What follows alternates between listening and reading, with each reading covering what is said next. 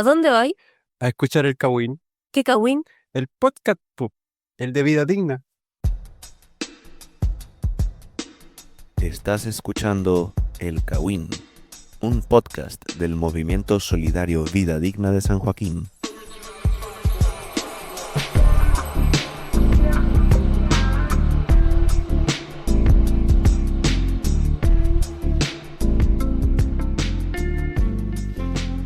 Saludos desde La Pobla, ¿listas para el Kawin de este mes?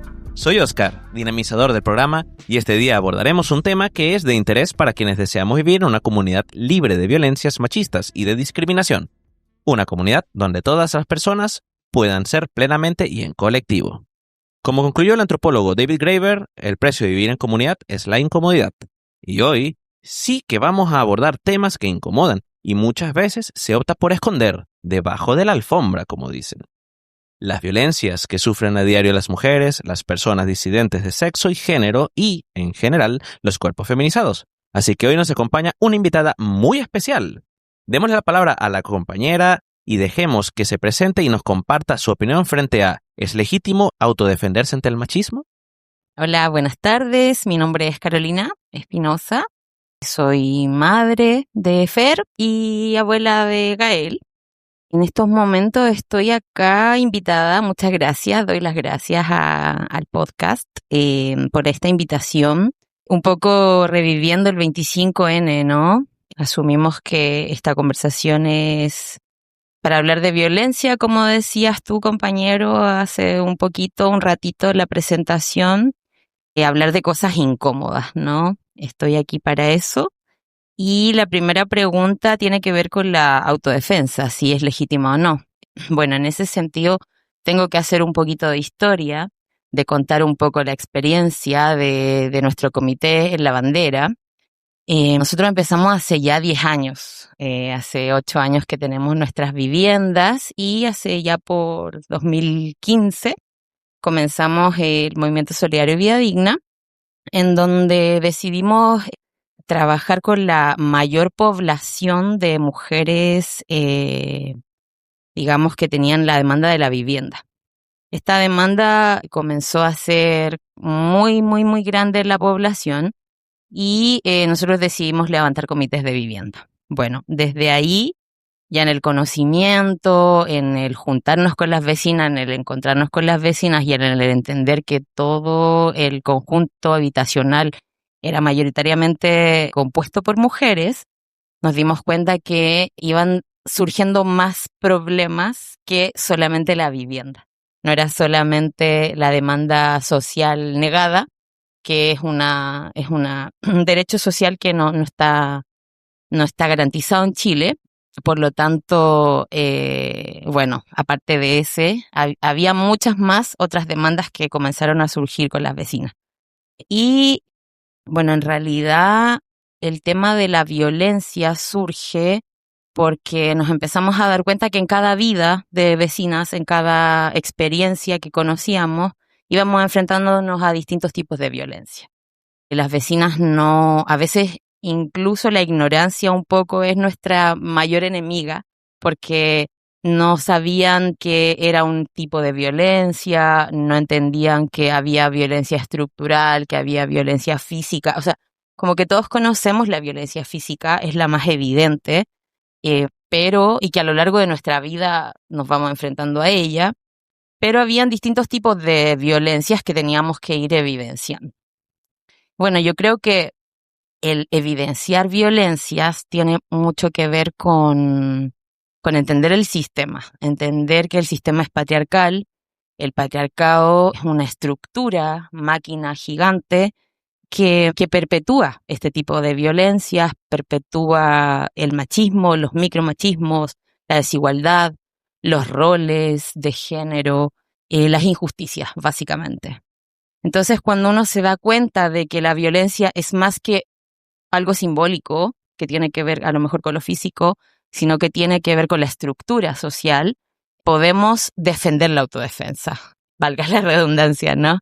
Podemos como posicionarnos ante una realidad de que las violencias existen, de que el sistema estructural es patriarcal, Por lo tanto, las violencias se ejercen en la vida, en distintos niveles, en distintas edades, a lo largo de toda nuestra vida. O sea, y no solo las violencias de corte machista, sino que la violencia está en nuestras vidas como una naturalización, digámoslo así. Entonces también la autodefensa debería ser natural al ser humano. Y bueno, yo lo creo así. Eso por mientras. Excelente, entonces sí, adelante con la autodefensa. Así que gente, pasemos a la pregunta número 1. ¿Cuál ha sido la experiencia de la comunidad organizada La Bandera frente a la prevención y al abordaje de casos de violencia machista?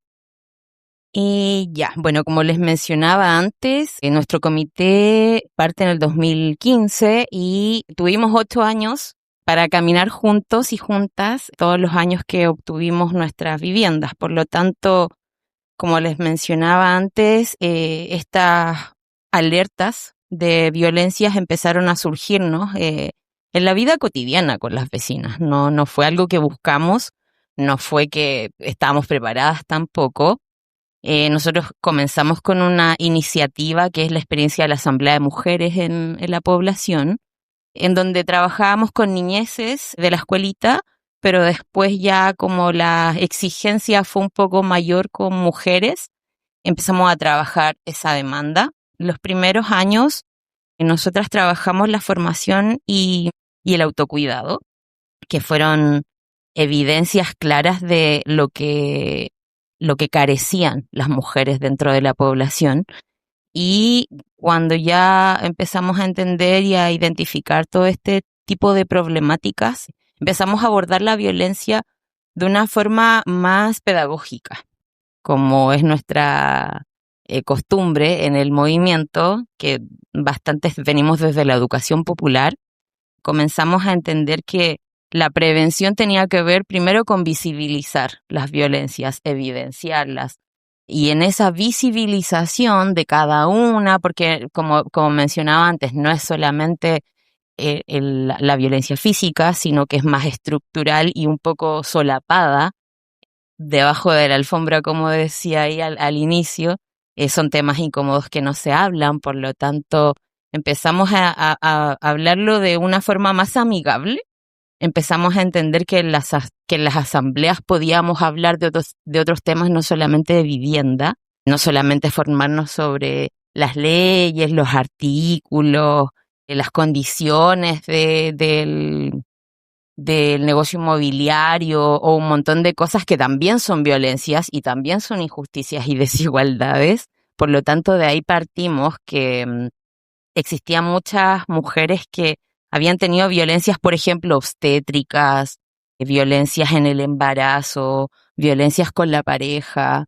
Y el caso más emblemático, que fue el por qué nosotras comenzamos a entender esto como una problemática, fue que a una vecina del comité le quitaron el ahorro. Su pareja, su cónyuge, le sacó el ahorro de la vivienda. Y para nosotros eso fue una violencia increíble, pero solapada, porque la vecina ni siquiera lo imaginaba y tampoco lo mencionaba como una violencia.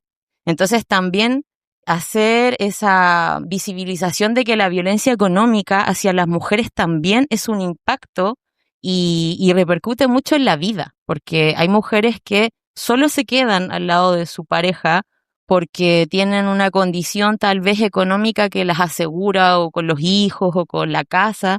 Entonces también eso perpetúa más violencias. Y a partir de ese ejemplo fue que nos dimos cuenta de que no había tanta expertise, digámoslo así, en los tipos de violencia. Y comenzamos a abordarlo en las asambleas del comité, como les mencionaba antes. Esto de un montón de formas. No solamente con el PowerPoint, así que te dirige y que te dice algunas cosas o conceptos, sino que actuando, haciendo distintas dinámicas, haciendo cosas de la educación popular que nosotras teníamos incorporadas, encuentros de mujeres también, y bueno, un montón de otras cosas que llevaban a que habláramos de violencia. Entonces, era como un disparador, así propiamente tal en la asamblea, hablábamos de un tipo de violencia, la evidenciábamos y después todas las vecinas y los vecinos querían hablar de eso. Entonces a nosotras nos dio esa pauta para poder seguir hablando.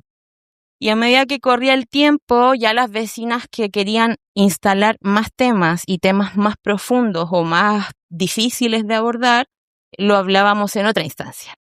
Ya después se empezó a dar por naturaleza que empezamos a juntarnos, a tomar oncecita, a juntarnos con las vecinas y a hablar de estos temas que son mucho más incómodos de lo que uno piensa. O sea, en cada familia hay una violencia que se ejerció o en el pasado o que se está ejerciendo en el presente y también son invisibilizadas, pero no como violencia, sino que son naturalizadas hacia la vida, como que se naturalizan en lo común y no deberían ser, no deberían estar siendo así.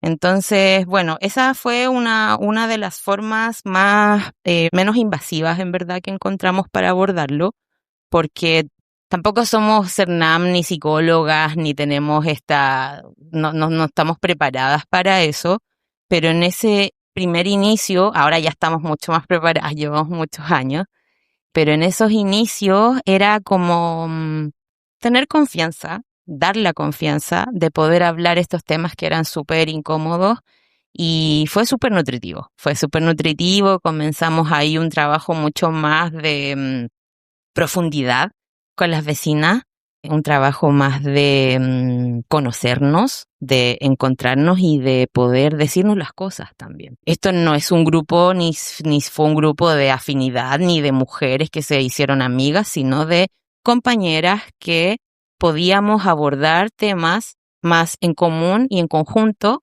que solas, básicamente. Formarnos, instruirnos, entender qué era lo judicial, qué era lo que se podía hacer, qué era lo que no.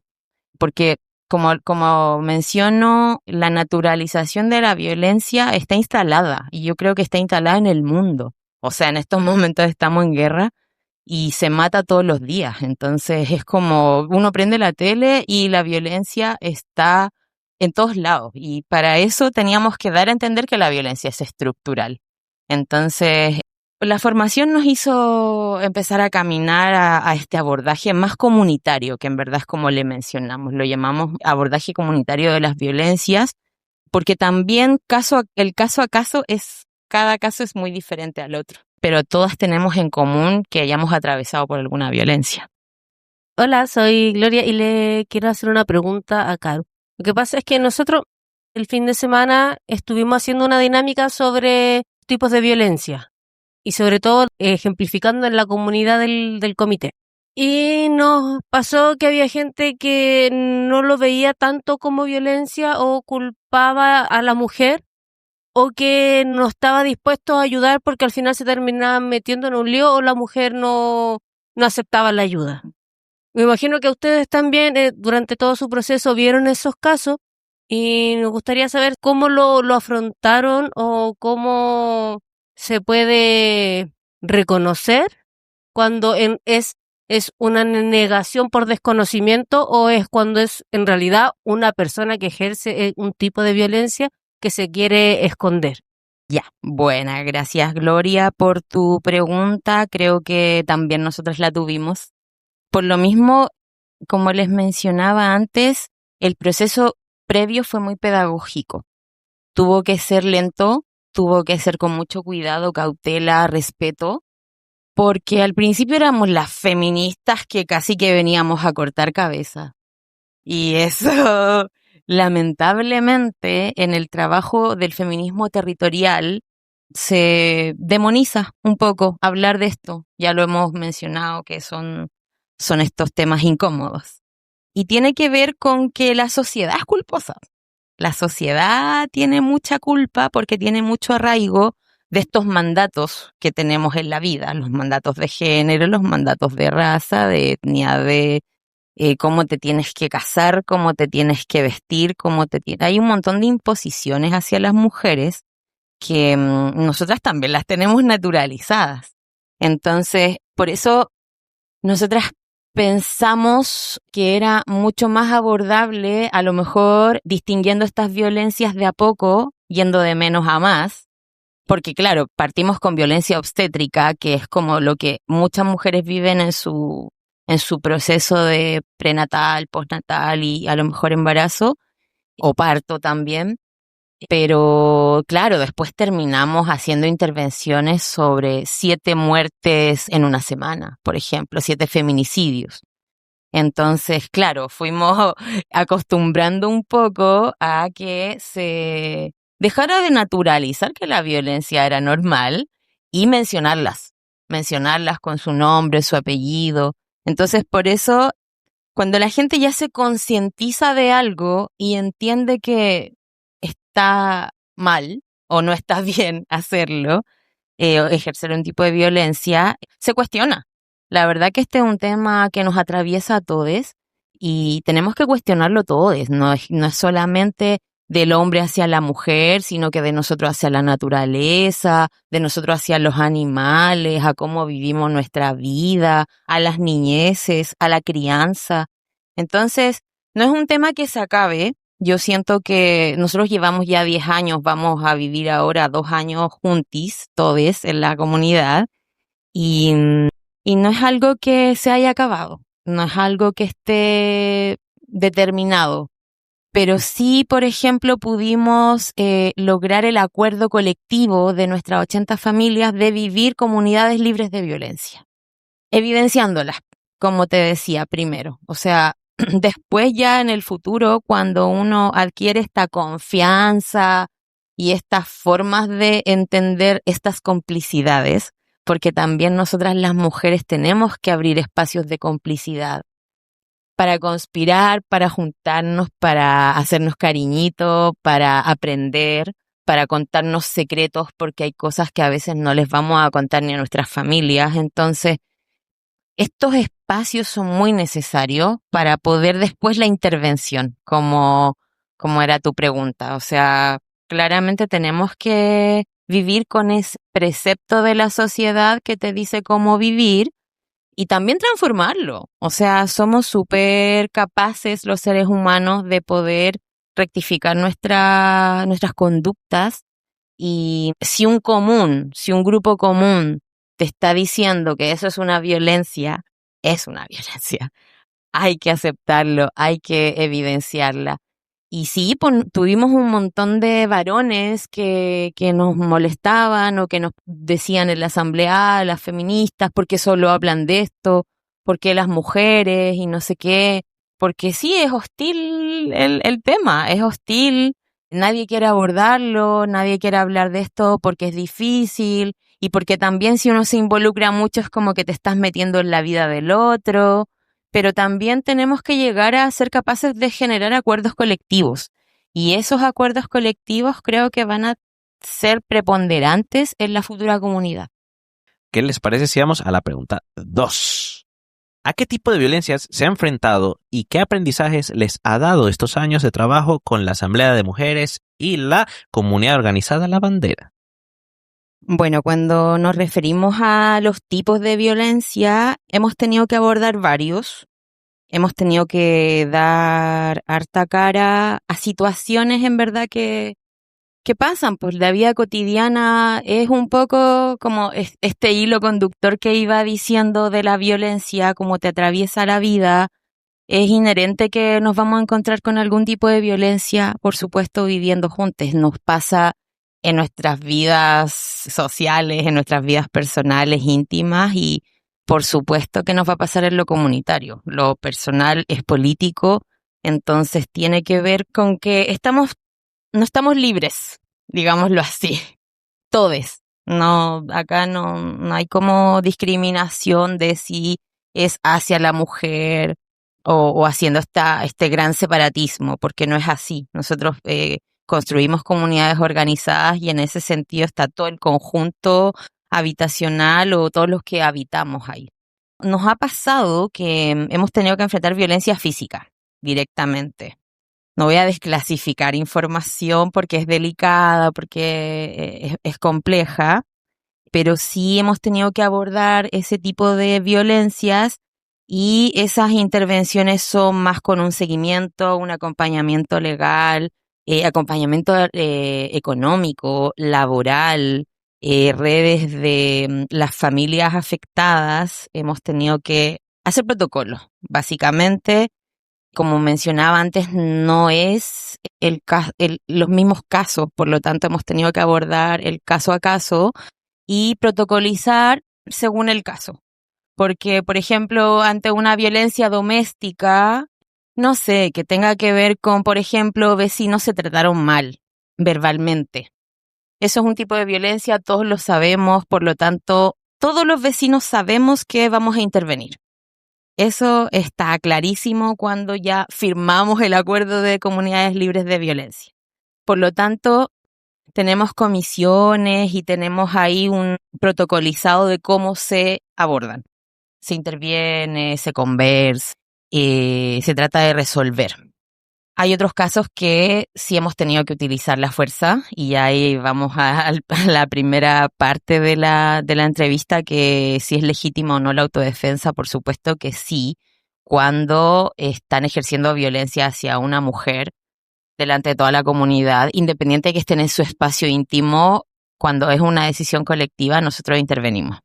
Entonces, sí hemos tenido que abordar ese tipo de casos con mucho respeto también, no siendo punitivistas, siempre escuchando a las vecinas, siempre entendiendo desde dónde están, desde su vereda, porque aquí te atraviesa el amor, la situación de pareja, la situación legal, la situación económica, entonces atraviesa todo y hemos tenido que indagar, empoderar, apoyar a las vecinas de todas esas formas, porque no es solamente una cosa, no es solamente un abordaje, no es solamente una violencia. Nos hemos enfrentado a distintas y eso, de la forma más rápida que se puede hacer es siguiendo un protocolo que lo tenemos como más o menos claro, hay un WhatsApp. Ahí hay vecinas y vecinos, que eso es súper importante en estos 8 años, que me gusta mencionarlo. No solamente la Asamblea de Mujeres quien se hace cargo de los casos, sino que las vecinas que han recorrido todos estos años con nosotros en el comité, vecinos también. A mí igual me ha sorprendido que muchos vecinos digan, esta es una comunidad que no es machista. Y me parece súper significativo, me parece un avance. Entonces, claro, los protocolos son diferentes según el caso y el abordaje. Eso. Con toda esta experiencia que han tenido ya viviendo en comunidad, las 80 familias, quería saber si con todo lo que ya han trabajado en cuanto a las violencias, ¿se ha visto algún impacto o alguna diferencia entre el comportamiento de las infancias y las adolescencias que han ido creciendo junto a sus padres y aprendiendo todo esto? Ya, sí, ese es un tema bastante complejo porque, claro, las niñeces no están exentas de nuestro proceso. Es como decir que ellos no salgan a marchar, porque en verdad ellos se han hecho partícipes y también compañeros y compañeras de nuestra lucha. Entonces yo creo que por una cuestión de solidaridad humana, los niños también empiezan a vivir este tipo de cosas. Y cuando hemos tenido las violencias más duras en la comunidad, lamentablemente nos tocó un caso con los niños. O sea, los niños estaban ahí, estaban de protagonistas de un caso. Por supuesto que se van a asustar, por supuesto que no van a entender. Pero sí, lo bueno que sacamos de esto es que entienden que la comunidad es un respaldo. Es como, puedo decirlo, puedo decir que a mi mamá la están violentando. Eso ya es un tremendo avance porque tu comunidad te va a respaldar y lo vas a decir y o sea, en primer lugar, se le cree a los niños, que es algo que generalmente cuando se judicializan los procesos, se revictimiza, se expone a las niñeces y se aborda de muy mala forma el Estado y lo judicial básicamente hacen una sobreexposición de los casos y una revictimización que al final y a la larga hace más daño que menos. Entonces, este abordaje de las violencias también tiene que ver con las niñeces. También ha tenido que ver con las familias, de cómo abordamos cuando intervenimos, nos hacemos cargo también de las niñeces. Las sacamos del espacio, acompañamos a la vecina a ir a dejarlos al colegio. Hay otras vecinas que se turnan para cuidarlos en las tardes o según a la hora que trabaje la vecina. Los sacamos del espacio de violencia. No es que seamos profesionales, pero sí entendemos que hay que hacerlo, porque las niñeces no merecen vivir un episodio de violencia. Nadie lo merece, pero menos nuestras niñeces.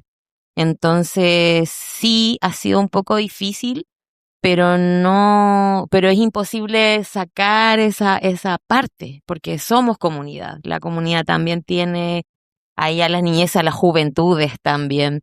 Bueno, de hecho ahora en estos momentos vamos a hacer un ciclo nuevo de la Asamblea de Mujeres, un ciclo comunitario en la comunidad de empoderamiento, sexualidad, ejercicios, visibilización de las violencias en el pololeo, porque ya los niños también están creciendo y están teniendo otras demandas.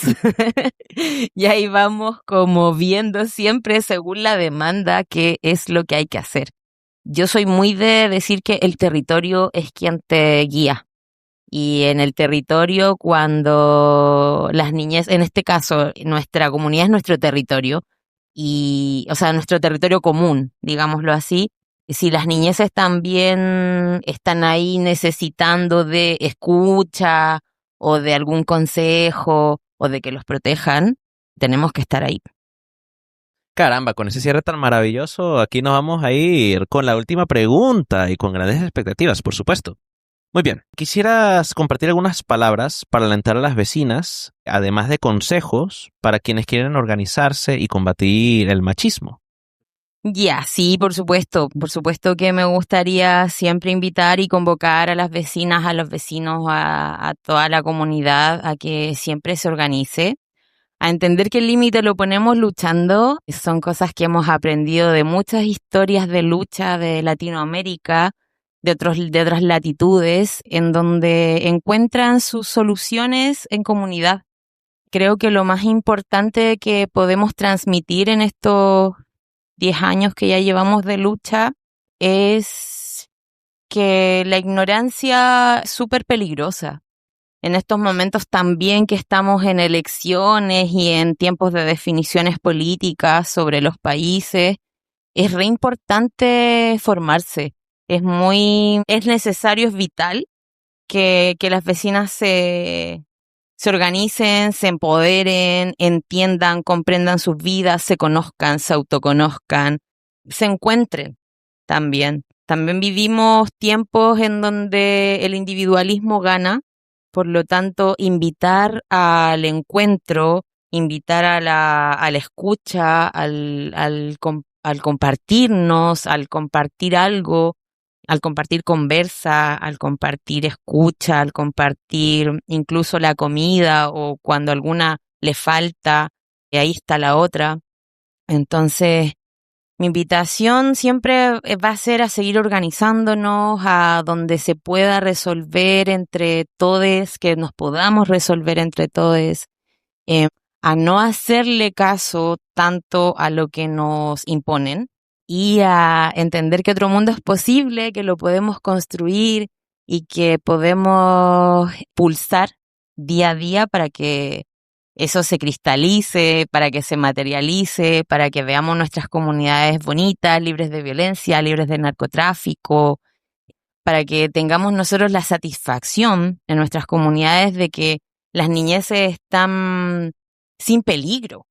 Ahora, ante la inseguridad que estamos viviendo y que nos han impuesto en la tele y a nivel como de sistema, nos meten miedo. Entonces, a sacarnos el miedo lo único que hace es meternos más en el individualismo. Por lo tanto, las invito a no tener miedo, autodefenderse, a organizarse, luchar por lo que quieran, que nada es imposible. Bueno, ya escucharon a Caro, vecinas. Así que aquí termina nuestro programa del día de hoy. Queremos agradecerles por acompañarnos hasta aquí, además de celebrar su curiosidad y que estén dispuestas a enfrentar las preguntas difíciles con hambre de conocimiento. Además, si estás aquí de parte de Vida Digna, vamos cantando juntas que vivan las que luchan. Hasta la próxima. Y desde esta mesa les invitamos a visitar nuestra página web www.msvidadigna.org, pues allí podrás acceder a todas nuestras redes sociales y especialmente en nuestros canales de comunicación directa, WhatsApp y Telegram. Todo eso en, nuevamente, www.msvidadigna.org. Además, puedes seguirnos en nuestras redes sociales como Instagram y TikTok con @vdsanjoaquín, desde donde podrán enterarse de lo último o acceder a otras redes que prefieran. Sugerimos especialmente visitarnos al WhatsApp o el Telegram, pues ahí les aseguramos que les llegarán todas las notificaciones, sin spam, lo prometemos, de nuevos episodios y noticias del movimiento de San Joaquín. Nos escucharemos justo aquí en El Cawin, cawineando desde la Pobla. Hasta la próxima.